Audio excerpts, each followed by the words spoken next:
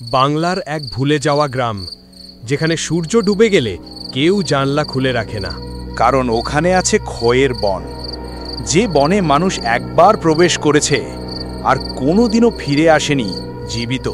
আজকের গল্প একজন সাধারণ চাষিকে নিয়ে, ঈশান পাল, যে ভয় পেত না রাতে মাঠে যেতে। কিন্তু একদিন বনের দিক থেকে ডাক এলো, ঈশান ফিরে আয়। এটা শুধু এক গল্প নয়, এটা এক অভিশাপ, এক অদৃশ্য শক্তি। আর তোমরা ওই বনে গেলে তোমরাও হয়তো আর ফিরবে না। স্বাগতম ভূতের দুনিয়া চ্যানেলে। আজ শুরু হচ্ছে চাষি ঈশান ও খয়ের বনের ব্রতকন্যা, এক ভয়ের দুনিয়া, যেখান থেকে বাঁচার একটাই পথ, শেষ পর্যন্ত শোনা। জমি যদি না চাষ করি, বাড়ির হাড়িতে কিছুই উঠবে না। গ্রামে মানুষ ভয় পায়, কিন্তু ভয় খেয়ে তো পেট ভরবে না। গ্রামে ঈশানের একটা অতীত আছে। তার বাবা ৩ বছর আগে খয়ের বনে প্রবেশ করেন এবং আর ফেরেননি। ঈশান লণ্ঠন হাতে বাড়ি ফিরছে, পথ নির্জন, শুকনো বাতাসে একটা হালকা কান্নার শব্দ।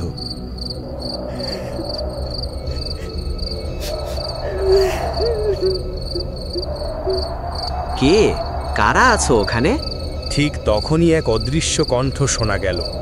ঈশান, তুই বাড়ি ফিরিস না। ঈশান ভয় পেল না, বরং রাগে দাঁত চেপে বলল, কে তুই? কাছে আয় দেখি, দূর থেকে ভয় দেখাস না। ঠিক তখনই ঝোপের মধ্যে থেকে একজন বাচ্চা মেয়ে সাদা জামা পরে বেরিয়ে আসে।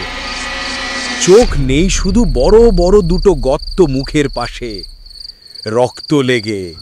কে তুমি? মানুষ নাকি? ঈশান, আমি অপেক্ষা করছি। ঈশান আর কিছু না ভেবে দৌড়ে বাড়ি পালায়।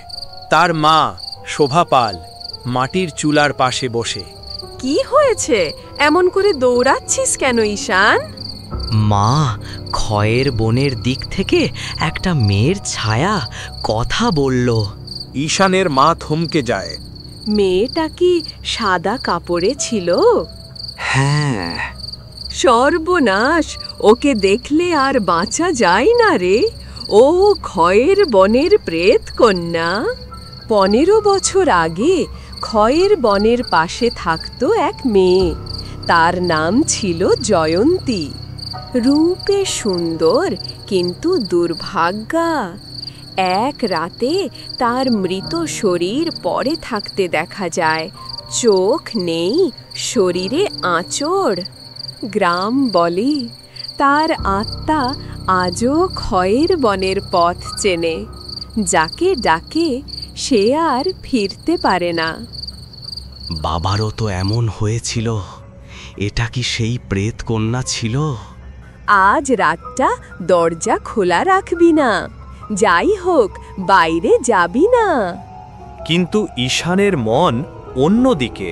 সে ভাবছে, যদি রহস্যটা না ভাঙি, বাবার মৃত্যুর রহস্য অন্ধকারেই থেকে যাবে।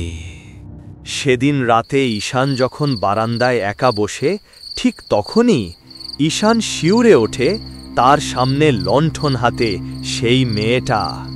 আমি প্রতিশ্রুতি চাই, তুমি এলে আমি তোমাকে পথ দেখাবো। চোখ, তুমি কি মানুষ? মানুষও নই, অমানুষও নই, মাঝে আটকে আছি। এই শব্দে ঈশানের মা ছুটে আসে, কিন্তু তখন বাহিরে কেউ নেই। ঈশান আকাশের দিকে তাকিয়ে বলে, আমি বের করব সত্যি। যেই হোক, সেই প্রেতকন্যা হোক আর কিছুই হোক, আমি আজ রাতেই খয়ের বনে ঢুকব। না, তুই যাবি না খোকা। ও বনে গেলে আর ফিরে আসা যায় না। আমি ভয় পাই না। আমার বাবাকে কে নিয়ে গেছে তা আমাকে জানতেই হবে। লণ্ঠন তুলে ঈশান বেরিয়ে যায়। ঈশান অন্ধকারে ঢুকছে, দূরে খয়ের বনের দিকে। আর সেই একই মেয়ের কণ্ঠ, ঈশান, আমি অপেক্ষায়। ঈশান হাঁটছে খয়ের বনের মধ্য। হাওয়া থেমে গেছে, ঝিঝিরাও চুপ। পুরো গ্রাম যেন মরুভূমি হয়ে গেছে। যে বনের দিকে তাকালে মানুষ চোখ নামিয়ে নেয়। আজ সেই বনের সামনে দাঁড়িয়ে আছে একাই ঈশান পাল।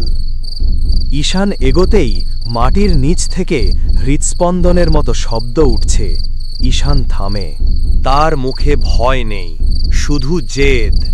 ঈশান বলল, যাই থাকুক ভেতরে, আজ না গেলে আমি মানুষই থাকব না। হঠাৎ বনের ভেতর থেকে এবার মেয়ের কণ্ঠ নয়, এক পুরুষের মোটা মৃত গলা শোনা যায়। ঈশান, ফিরে যা। ঈশান কেঁপে ওঠে।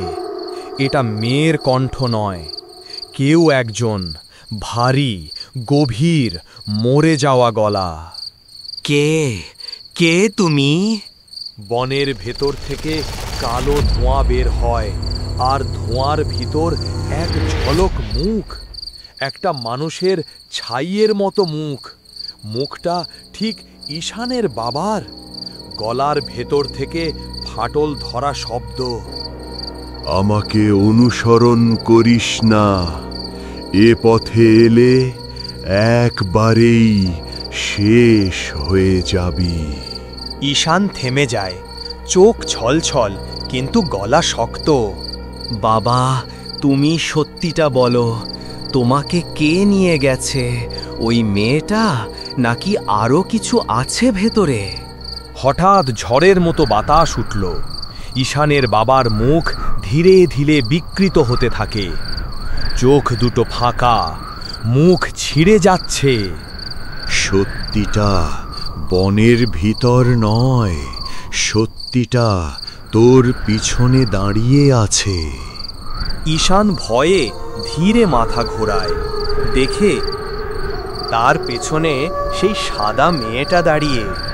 চোখ নেই, মুখ নেই, শুধু ছায়া। সেই মেয়েটা ফিস ফিস করে বলে, এখন তুই একা নস। হা, বাঁচাও। ঈশান কি বাঁচল, নাকি তার নামও যোগ হলো ক্ষয়ের বনের তালিকায়? পরবর্তী পর্ব কখনো আসবেই কিনা কেউ জানে না। এমন আরও গল্প দেখতে চাইলে আমাদের সাথে থাকুন।